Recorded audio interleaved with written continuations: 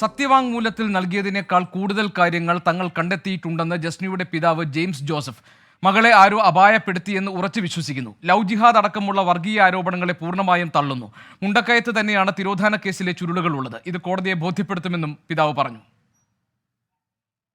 ജീവിച്ചിരിപ്പുണ്ടായിരുന്നെങ്കിൽ ഒരു ദിവസം അല്ലെങ്കിൽ 2 ദിവസത്തിനപ്പുറത്തോട്ട് ഞാനുമായിട്ട് വിളിക്കാൻ മേലാത്തൊരു സാഹചര്യം ഉണ്ടായില്ല. അതുതന്നെ ആദ്യത്തെ ദിവസങ്ങൾ നമ്മുടെ ലോക്കൽ പോലീസിലെ അന്വേഷണത്തിലെ വീഴ്ച കൊണ്ട് അപായപ്പെടുത്തി കാണും.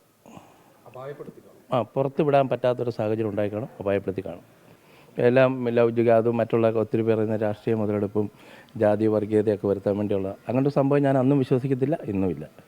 അങ്ങനെ ആയിരുന്നെങ്കിൽ തന്നെയും എന്നെ ഇത് സമൂഹം ഇതുവരെ പീഡിപ്പിക്കുന്ന ഒരു സാഹചര്യം വരുമ്പോൾ ഒരു പ്രാവശ്യമല്ലേ എന്നെ വിളിച്ചാൽ. ശ്രീജിത്ത് ശ്രീകുമാരൻ പത്തനംതിട്ടയിൽ നിന്ന് വിവരങ്ങളുമായുണ്ട്. ശ്രീജിത്ത്, എന്താണ് സത്യവാങ്മൂലത്തിൽ പറഞ്ഞതിനേക്കാൾ കൂടുതൽ കാര്യങ്ങൾ അറിയാം എന്ന് ജസ്റ്റിയുടെ പിതാവ് പറയാനിടയായ സാഹചര്യം? എന്തൊക്കെ കാര്യങ്ങളാണ് അദ്ദേഹം പറയുന്നത്? CBI ഈ കേസ് അവസാനിപ്പിക്കുന്ന ഒരു സാഹചര്യം ഉണ്ടായിരുന്നു ഗോപീകൃഷ്ണൻ. അതിൽ CBI പ്രധാനമായും പറഞ്ഞ മറ്റ് തെളിവുകളൊന്നും തന്നെ കണ്ടെത്താൻ കഴിഞ്ഞിരുന്നില്ല എന്ന് പറഞ്ഞാണ് CBI കോടതിയിൽ ഒരു അഫിഡവിറ്റ്, ഒരു സത്യവാങ്മൂലം നൽകിയത്. അതിന്റെ ഭാഗമായി കേസ് അവസാനിപ്പിക്കുകയാണെന്ന് നിലപാട് സ്വീകരിച്ചു.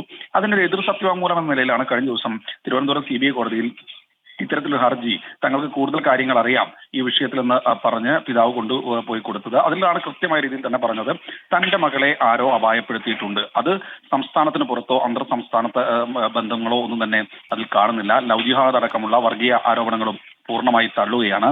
സ്വാഭാവികമായി അത് മുണ്ടക്കയം പരിസരത്ത് തന്നെയാണ്. അതൊരു ടീമോ അല്ലെങ്കിൽ ഒരാളോ എന്നാണ് പറയുന്നത്. കൂടുതൽ കാര്യങ്ങൾ 19-ന് കോടതിയിൽ വെളിപ്പെടുത്തും. അതിനുശേഷം മാധ്യമങ്ങളോട് പ്രതികരിക്കുമെന്നാണ് ഈ ഒരു ഘട്ടത്തിൽ ജസ്നയുടെ പിതാവ് അറിയിച്ചിട്ടുള്ളത്.